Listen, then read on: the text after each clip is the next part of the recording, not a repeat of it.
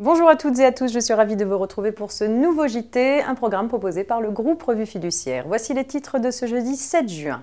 Droit de préemption du locataire commercial, dons éligibles à réduction d'impôt et se procurer les taux neutres du PAS. C'est donc le droit de préemption du locataire commercial qui ouvre cette édition, avec une jurisprudence toute récente dont les locataires qui souhaitent pouvoir un jour acheter leur local commercial doivent être informés.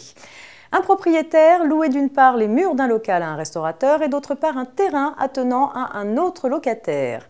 Suite à la mise en vente de l'ensemble, le restaurateur n'a pas pu faire valoir son droit de préemption.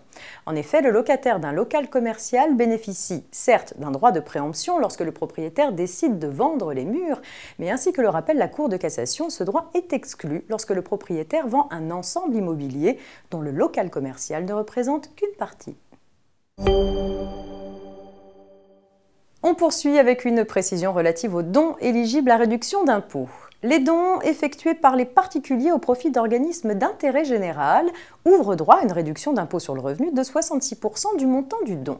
Un don qui doit pouvoir être justifié auprès de l'administration fiscale par la présentation d'un reçu fiscal délivré par l'organisme bénéficiaire. Un organisme qui délivre irrégulièrement des reçus fiscaux s'expose à une amende. Tel est le cas d'une association dispensant un enseignement périscolaire à distance qui réserve ses prestations à certains élèves, ne figure pas dans l'annuaire et n'a réalisé aucune campagne de communication visant à se faire connaître. Dès lors que l'action de l'association est restreinte à un groupe de familles aisément identifiable du fait de leur lien systématique avec les membres ou donateurs, elle ne peut être considérée comme étant un organisme d'intérêt général recevant des dons éligibles à réduction d'impôt. Et on termine avec cette question, où se procurer les taux neutres du PAS? Lorsque l'employeur ne dispose pas d'un taux de prélèvement à la source en cours de validité transmis par l'administration, il doit appliquer les grilles de taux neutres prévues par la législation fiscale.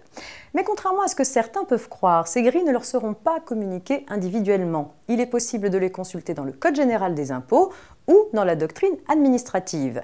Elles figurent également dans les référentiels de nomenclature présents sur dsn-info.fr, le JIP-MDS précisant que cela n'implique pas une utilisation obligatoire par l'employeur et que cela n'engage pas dsn-info.fr sur les délais de livraison de ces grilles actualisées chaque année. Pour rappel, l'employeur choisit la grille applicable en fonction de la domiciliation du salarié.